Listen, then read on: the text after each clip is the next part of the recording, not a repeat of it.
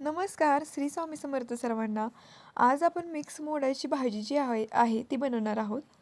तर ती भाजी कशी बनवायची तुम्ही ह्या व्हिडिओमध्ये पाहाच.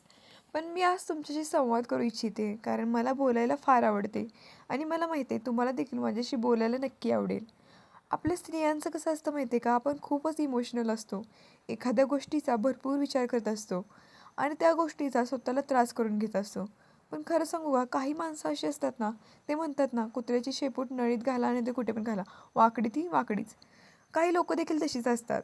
म्हणजे आपली प्रगती नाही तर आपल्याला जे त्यांच्यापेक्षा आपल्या आयुष्यामध्ये चांगलं घडते, जे त्यांना भेटलं नाही ते आपल्याला भेटते, असल्या गोष्टींचा त्यांना फार राग येतो आणि त्यांना असं वाटतं ॲज पर त्यांच्या लाईफबरोबर ते आपल्याला कंपेअर करत असतात.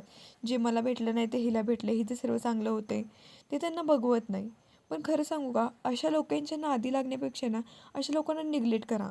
कारण जेवढं आपण ह्या माणसांच्या नादी लागू ना, तेवढी ही माणसं आपल्या प्रगतीमुळे आपल्याला बदनाम करायचा प्रयत्न करतील. त्यामुळे आपल्या आयुष्यामध्ये मस्त राहा, स्वस्थ राहा आणि छान जगा.